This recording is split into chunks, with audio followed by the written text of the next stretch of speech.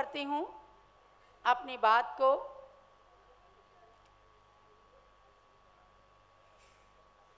ओम नमः सिद्धिभ्यः, ओम नमः सिद्धिभ्यः, ओम नमः सिद्धिभ्यः। जिस धरती पर तीर्थंकर श्री ऋषभदेव ने जन्म लिया, मर्यादा की रक्षा करके राम ने जिसको धन्य किया, पावन तीर्थ अयोध्या की उस धूल को वंदन करती हूँ। चेतन तीर्थ ज्ञानमती माता को शत वंदन करती हूँ। मोक्ष मार्गस्य नेतारं भेत्तारं कर्मभूभृतां ज्ञातारं विश्वतत्त्वानां वन्दे तद्गुणलब्धये। जल अयोध्या शाश्वत तीर्थ क्षेत्र की आदि ब्रह्मा ऋषभ देव भगवान की 10 लक्षण महापर्व की 16 कारण पर्व की परम पूज्य गणिनी प्रमुख श्री ज्ञानमती माता जी की 30-24 मंडल विधान की। तो आप सबने 30-24 के माध्यम से धरती के भूगोल को जानने का प्रयत्न किया है।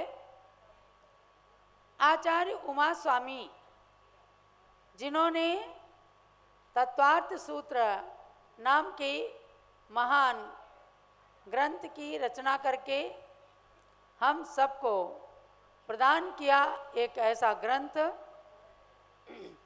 जिसके माध्यम से हम अपनी आत्मा की गहराइयों तक पहुंच सकते हैं। सबसे पहले आती हूँ तत्वार्थ सूत्र के द्वितीय अध्याय के सूत्रों पर। आप सब पुस्तक खोल लीजिएगा और शुद्ध शुद्ध उच्चारण की ओर ध्यान दीजिएगा। औपसमिकक्षायिको भाव मिश्रश्च जीवस्य स्वतत्व मौदैक पारिणामिकौ च द्विनवाष्टादशैकविंशति त्रिभेदा यथाक्रमं सम्यक्त्व चारित्रे ज्ञान दर्शन दान लाभ भोगोपभोग वीर्याणि च ज्ञानाज्ञान दर्शन लब्ध्य चतुस्त्री पंचभेदा सम्यक्त्व चारित्र संयमा संयमाश्च गति कषाय लिंग मिथ्या दर्शना ज्ञाना संयता सिद्धिलेस्यास् चतुश्चतुस्त्रैकैकैकैक षड्भेदाः जीव भव्या भव्यत्वानि च उपयोगो लक्षणं स द्विविधोश्च चतुर्भेदाः संसारिणो मुक्ताश्च समनस्का मनस्काः संसारिणस्त्रस्थावराः प्रतिव्यक्तिजो वायु वनस्पतिः स्थावराः द्विन्द्रियादयस्त्रसाः पंचेन्द्रियाणि द्विविधानि निर्वृत्त्युपकरणे द्रव्येन्द्रियं लब्ध्युपयोगौ भावेन्द्रियं स्पर्शन रसन घ्राण चक्षुः श्रोत्राणि स्पर्श रसगंधवर्ण शब्दास्तदर्था श्रुतमनीन्द्रियस्य वनस्पत्यन्तानामेकं क्रमे पिपीलिका भ्रमरमनुष्यादीनामेकैकवृद्धानि संगिनः समनस्काः विग्रहगतौ कर्मयोगः अनुश्रेणिगतिः अविग्रहा जीवस्य विग्रहवती च संसारिणः प्राक् चतुर्भ्यः एक समया विग्रह एकं द्वौ त्रीन्वानाहारकः सम्मूर्छन् गर्भोपपादा जन्म सचित्त शीत संवृताः सेतरा मिश्राश्चैकशस्तद्योनयः जरायुजाण्डज पोतानां गर्भः देवनारकाणाम् उपपादः शेषाणां सम्मूर्छनम् औदारिक वैक्रियकारक तैजस कर्मणानि शरीराणि परम परम सूक्ष्मं प्रदेशतो संख्ये गुणं प्राक् तैजसात् अनंत गुणे परे अप्रतिघाते अनादि संबंधे च सर्वस्य तदादीनि भाज्यानि युगपते कस्मिन्न चतुर्भ्यः निरुपभोगमन्त्यं गर्व सम्मूर्छनजमाद्यम् औपपादिकं वैक्रियकं लब्धि प्रत्ययं च तैजसमपि शुभं विशुद्धमव्याघाति चाहारकं प्रमत्त संयतस्यैव नारक सम्मूर्छनो नपुंसकानि न देवाः शेषास्त्रिवेदाः औपपादिक चरमोत्तम देहासंख्ये वर्षायुषो न पवर्त्यायुषः इति तत्त्वार्थाधिगमे मोक्षशास्त्रे द्वितीयोऽध्यायः समाप्तः। जलो आचार्य श्री उमा स्वामी महाराज की जय। अब हम विषय पर आने से पहले अपनी बात को बताने के लिए एक उदाहरण का प्रयोग करते हैं। एक बार की बात है, अमेरिका के राष्ट्रपति थे इब्राहम लिंकन, और उनके पास में एक नौजवान भीख मांगने के लिए पहुंचता है। उसने लिंकन से कहा, आप मुझे कुछ दे दीजिए, कुछ पैसे दे दीजिए, मेरे को ईश्वर ने कुछ भी नहीं दिया, इसलिए दया करके मुझे कुछ पैसे दे दीजिए। लिंकन ने उसे नीचे से ऊपर तक देखा और उससे कहा कि ठीक है, मैं तुम्हें $2000 देता हूँ और तुम अपने दोनों पैर मुझे दे दो।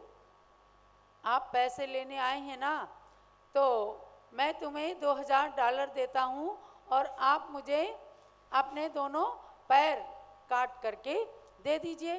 तो भिखारी कहता है, मैं पैर नहीं दे सकता, क्योंकि मैं चलूँगा कैसे, मैं इन पैरों से ही तो चल के आपके पास आया हूँ। तो लिंकन ने कहा, ठीक है, मैं तुम्हें $10,000 देता हूँ और तुम अपने दोनों हाथ मुझे दे दो।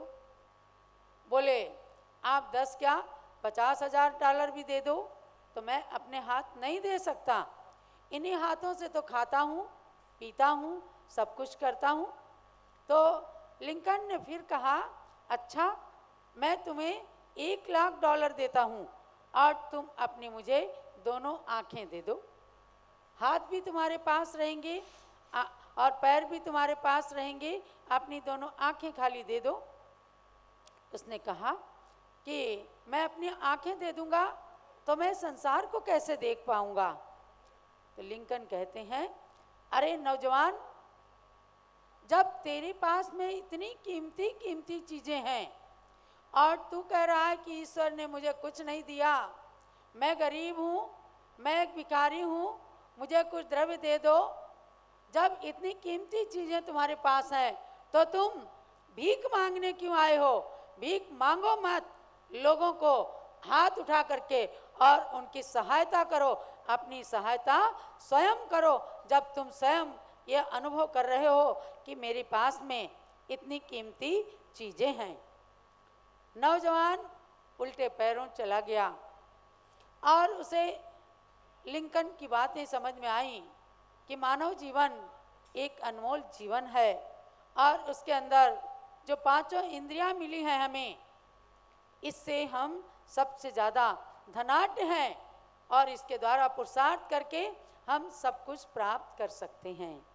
तो ये तो एक संसार का जीता जागता उदाहरण था कि जब एक राष्ट्रपति के माध्यम से भिखारी बने एक मानव ने अपने अंतस्तत्व को पहचाना।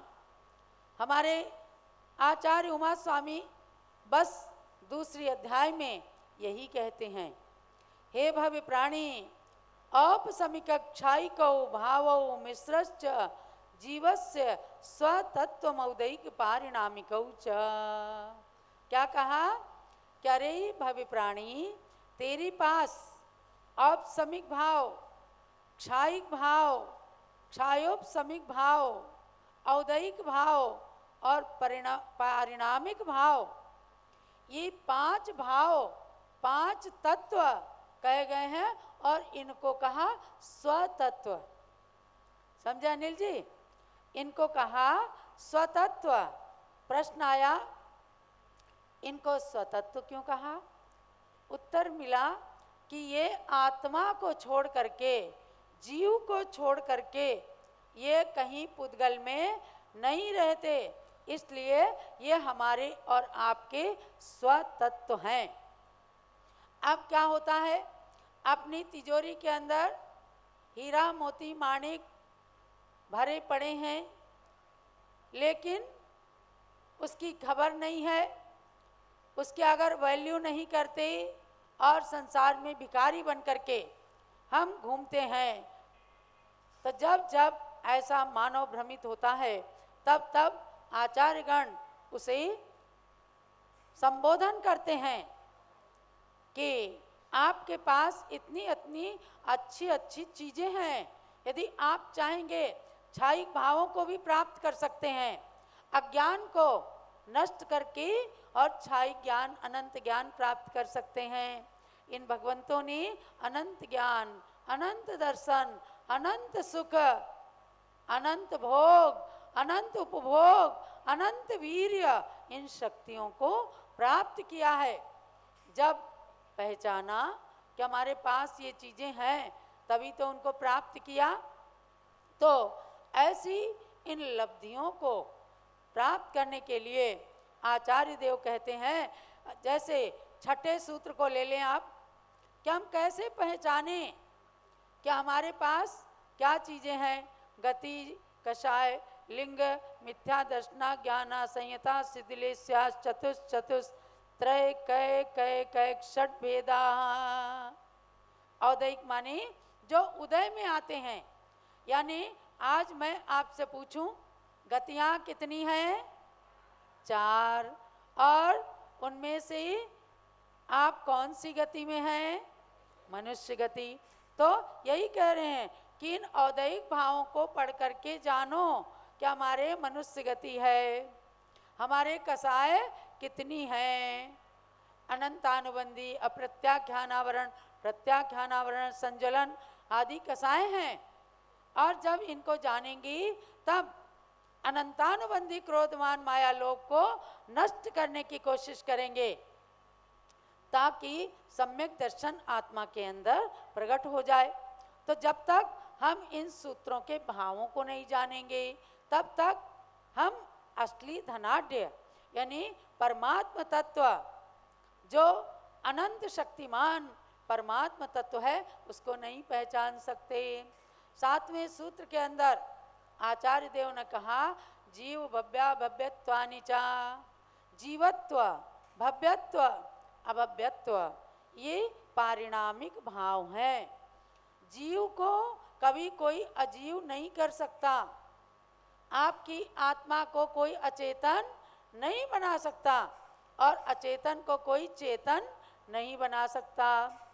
आप भव्य हैं, कोई अभव्य होते हैं जो कभी मोक्ष जाते ही नहीं हैं।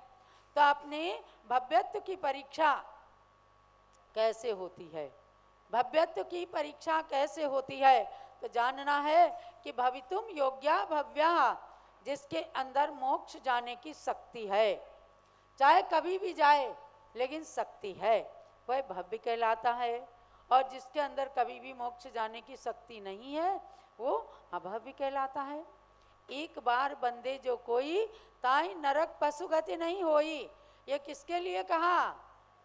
सम्मेद शिखर और अयोध्या, इन दोनों शाश्वत तीर्थों की वंदना करने वाला कभी दुर्गति में नहीं जाता, नरक और पशुगति में नहीं जाता।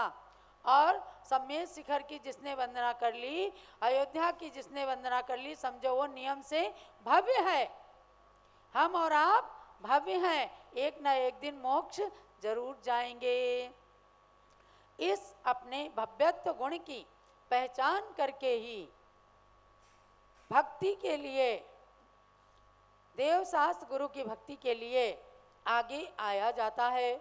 अब कहा कि जीव तो 2 प्रकार के हैं, संसारिणो मुक्ताश्च, संसारी जीव और मुक्त जीव। ये बच्चों को छोटी छोटी बातें बाल बोध में भी पढ़ाई जाती हैं, लेकिन तत्वार्थ सूत्र उसकी डिटेल को कहता है कि संसारी जीव ही मुक्त बनता है। मुक्त जीव क्या मुक्त बनेगा? संसारी ही एक दिन कर्मों को नष्ट करके मुक्त बनता है। तो संसारी नष्ट स्थावरा, संसारी जीव के त्रस और स्थावर ये दो भेद हैं। आप बोलो, आप त्रस हैं कि स्थावर?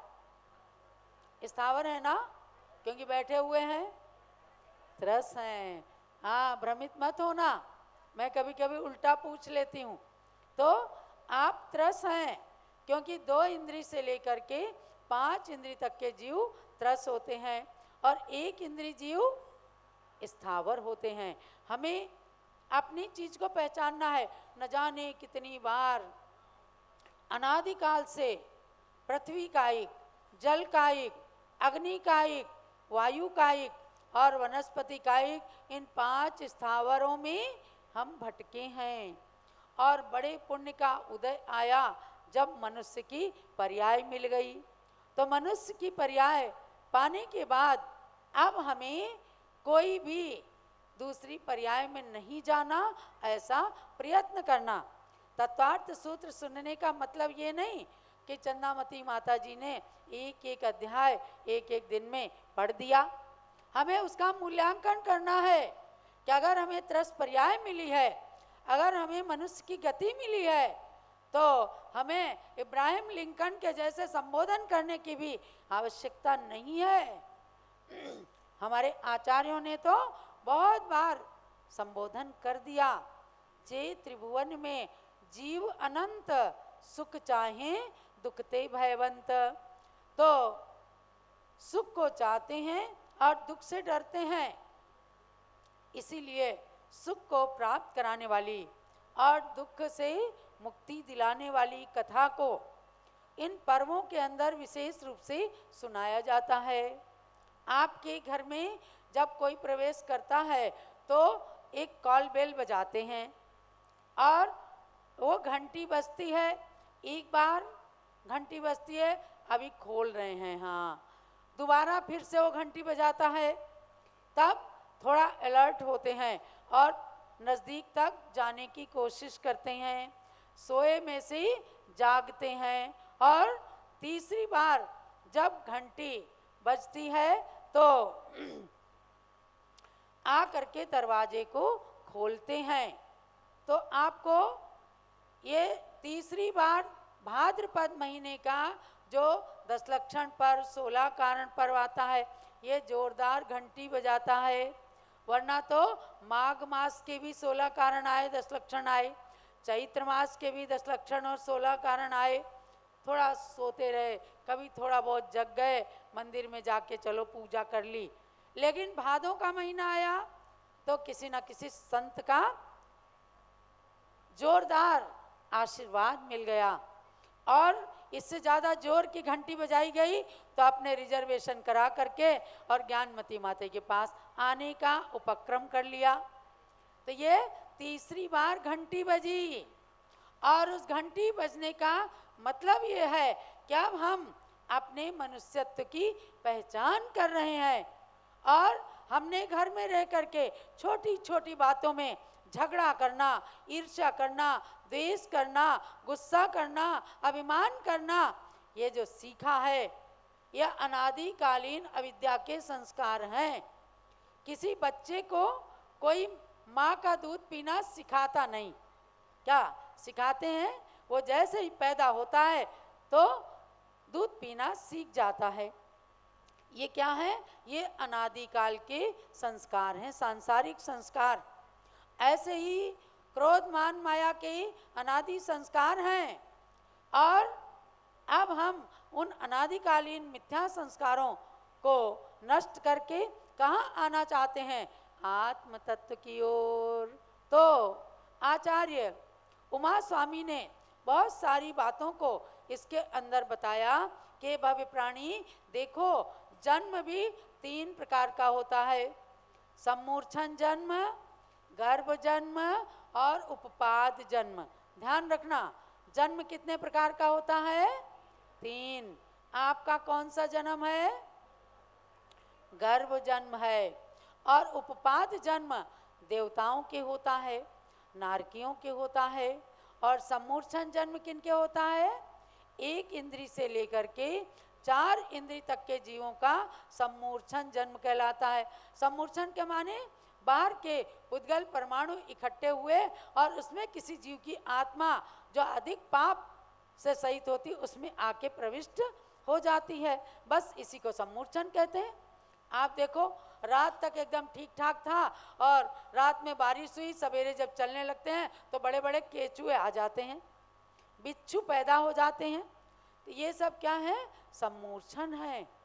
सम्मूर्छन जन्म वाले जीव हैं शंख, कौड़ी, पिपीलिका, चीटा, चींटी, भौरे, मच्छर, ये सब सम्मूर्छन जन्म वाले हैं।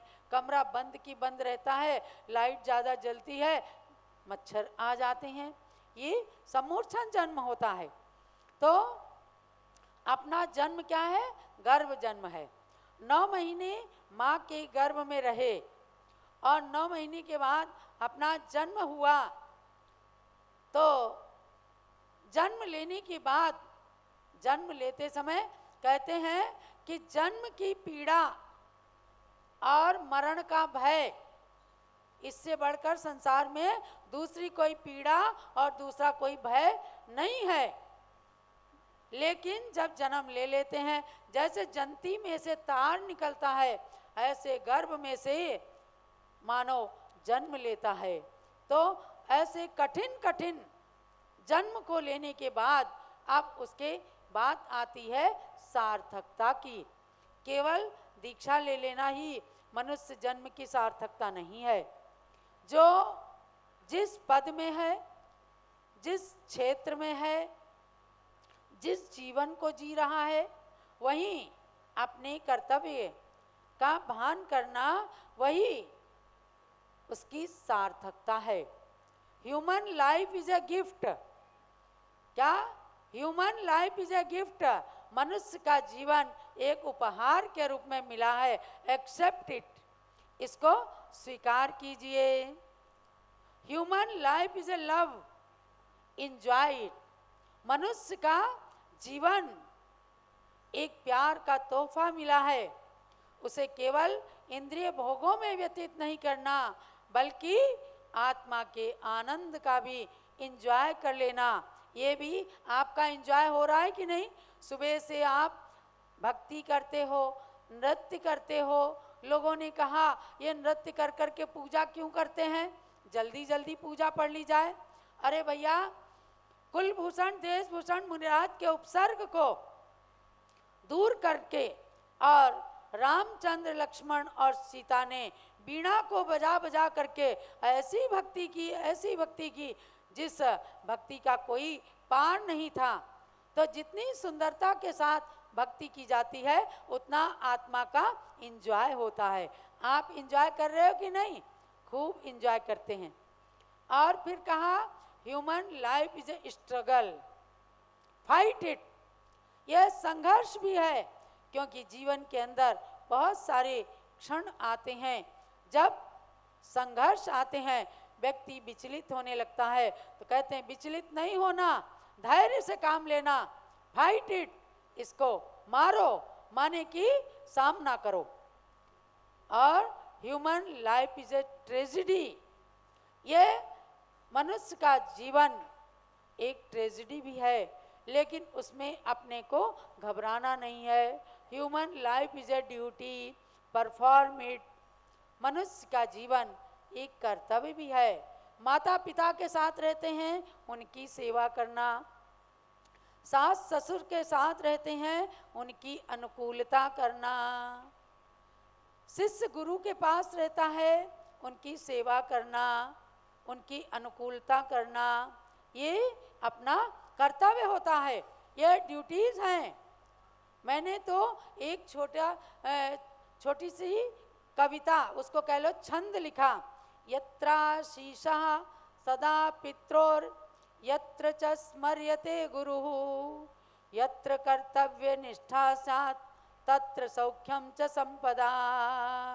अनुष्टुप छंद का ये श्लोक, जिस घर के अंदर जिन जीवों के ऊपर, जिन बच्चों के ऊपर पित्राशीषो, जहाँ पर माता पिता का आशीर्वाद बरसता है, यत्र च स्मर्यते गुरुः, जहाँ पर गुरु के नाम का स्मरण होता है। जरा भी कोई मन के अंदर विकल्प आया, गुरु से समाधान लेना है। और यत्र कर्तव्य निष्ठा साथ, जहाँ कर्तव्य और निष्ठा होती है, तत्र सौख्यम च संपदा, वहाँ ही सुख और संपत्ति की प्राप्ति होती है। वरना क्या है, अपना उच्छृंखल जीवन जीने के लिए तो पशु भी हैं, लेकिन जहाँ थोड़ा ब्रेक होता है, बड़ों का ब्रेक होता है, तो वहाँ ब्रेक वाली गाड़ी के समान आपको गंतव्य तक गाड़ी पहुंचा देगी, लेकिन बिना ब्रेक की सोने की गाड़ी भी अच्छी नहीं है। पता नहीं कहाँ जाके लड़ा दे, पता नहीं कहाँ एक्सीडेंट कर दे। इसलिए अपने को क्या, अपने जीवन पर ब्रेक लगाना जरूरी है। धर्म का ब्रेक, गुरु का ब्रेक और शास्त्र का ब्रेक। आज देखो ज्ञानमती माता जी इतनी बड़ी हैं, लेकिन अपने जीवन के ऊपर किसका, गुरु का, शांति सागर, वीर सागर, उनके वाक्यों को सदा स्मरण करती हैं। शास्त्र का ब्रेक, शास्त्र में लिखा है कि मेरा सो खरा नहीं, खरा सो मेरा। ये इनके गुरु की सूक्ति थी। मेरा सो गलत भी हो सकता है, जरूरी नहीं है कि खरा हो, लेकिन खरा सो मेरा, इसको मानना बहुत बड़ी चीज है। लोग कह तो देते हैं कि माता जी कोई गलती हो तो बता देना, लेकिन जब उनकी ओरिजिनलिटी बताई जाती है कि भाई आप ऐसा, आपने अपने रास्ते से उतर रहे हैं, कर्तव्य पर आओ, रास्ते पे आओ, तो वो बात बुरी लग जाती है। और गुरु के प्रति भी न जाने कितना, बड़ों के प्रति, माता पिता के प्रति, सास ससुर के प्रति न जाने कितनी गलत गलत धारणाएं लोग बना लेते हैं। अरे मैं बहू हूँ तो क्या मैं इनकी गाली सुनने के लिए आई हूँ? क्या मैं इनके ताने सुनने के लिए आई हूँ? नहीं। अगर एक अच्छी सास बनना है तो सासू की बात बहू को माननी होगी। अगर एक अच्छा सुपुत्र बनना है तो पिता के पद चिन्हों पर चलना होगा, तभी जाकर के अपना जीवन सार्थक हो सकता है। तो भले ही सूत्रों को जब हम पढ़ते हैं कठिन लगते हैं, लेकिन जब उनकी डिटेल में जाते हैं तो पता चलता है कि हमें सम्मूर्छन जन्म ना प्राप्त हो, कभी हमें उपपाद जन्म में नारकियों का जन्म प्राप्त नहीं हो, हमें मनुष्य का जन्म प्राप्त हो, हमें देवता का जन्म प्राप्त